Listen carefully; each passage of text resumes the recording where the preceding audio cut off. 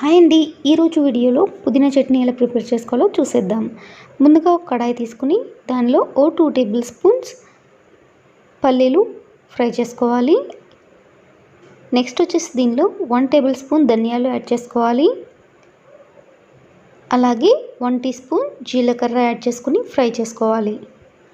ఇప్పుడు దీనిలో ఒక 2 ఎండుమిర్చి యాడ్ చేసుకుని స్టవ్ ఆఫ్ చేసుకోవాలి.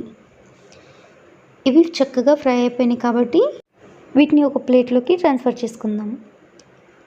ఇప్పుడు అదే కడాయిలో కొంచెం ఆయిల్ యాడ్ చేసుకోవాలి. ఇప్పుడు దీనిలో ఒక 10 నుంచి 15 వరకు పచ్చిమిర్చి యాడ్ చేసుకోవాలి. ముక్కలు చేసుకుని నేను ఇక్కడ 10 వరకు యాడ్ చేశాను. మీకు ఎక్కువ స్పైసీ కావాలనుకుంటే ఒక 15 వరకు యాడ్ చేసుకోండి. ఇప్పుడు దీనిలో ఒక 6 టమాటాలు ముక్కలుగా కట్ చేసుకుని యాడ్ చేసుకోవాలి. మూత పెట్టేసుకొని కాసేపు మగ్గనిద్దాం. ఇలా మధ్య మధ్యలో తిప్పుకుంటూ టమాటాలు సాఫ్ట్ అయ్యే వరకు కుక్ చేసుకోవాలి. దీనిలో కొంచెం చింతపండు కూడా యాడ్ చేసుకోవాలి.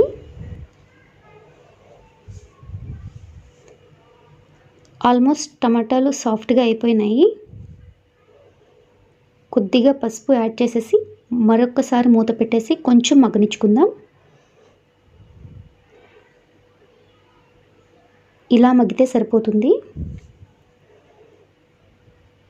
టమాటో అంతా సాఫ్ట్గా అయిపోయింది. ఇప్పుడు దీనిలో మనం పుదీనా యాడ్ చేసుకోవాలి. ఇక్కడ నేను పుదీనా ముందుగానే ఇలా లీవ్స్ కట్ చేసేసుకుని నీట్గా వాష్ చేసి పెట్టుకున్నాను. ఇప్పుడు దీన్ని మనం ఆ ప్యాన్లో యాడ్ చేసేసుకోవాలి డైరెక్ట్గా. ఇక్కడ నేను పుదీనా చిన్నవి ఒక 5 కట్టలు తీసుకున్నాను. ఇలా పుదీనా మొత్తం యాడ్ చేసుకున్న తర్వాత దీన్ని ఒకసారి చక్కగా మిక్స్ చేసుకోవాలి. మిక్స్ చేసుకుని చక్కగా మూతపెట్టి మగ్గించుకుంటే సరిపోతుంది. ఈ చట్నీ రైస్లోకి కొంచెం నెయ్యి వేసుకుని తింటే చాలా టేస్టీగా ఉంటుంది. అలాగే టిఫిన్స్లో కూడా చాలా బాగుంటుంది. పుదీనా గురించి మనందరికీ తెలిసింది, డైజెషన్లో చాలా బాగా హెల్ప్ చేస్తుంది. ఇంకొంచెం మగ్గాలి. మరొకసారి మూతపెట్టి మగ్గించుకుంటే మనకి చక్కగా సాఫ్ట్గా మగ్గిపోతుంది. ఇలా చక్కగా పూర్తిగా మగ్గిపోయిన తర్వాత దీన్ని పక్కన పెట్టేసుకోవాలి. ఇది ఆరిపోయిన తర్వాత మనం గ్రైండ్ చేసుకోవచ్చు. ఈలోపు మనం ముందుగా ఫ్రై చేసుకున్న పల్లీలు ధనియాలు ఒక జార్లోకి ట్రాన్స్ఫర్ చేసుకుని దీన్ని చక్కగా గ్రైండ్ చేసుకోవాలి.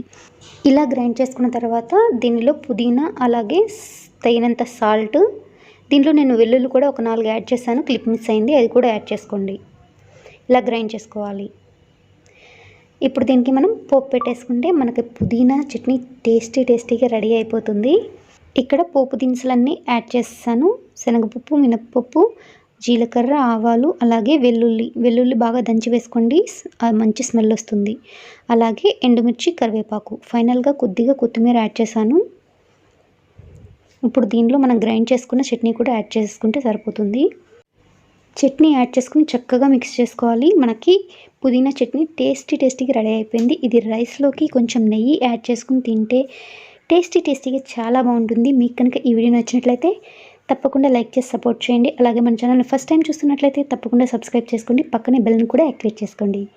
Thanks for watching.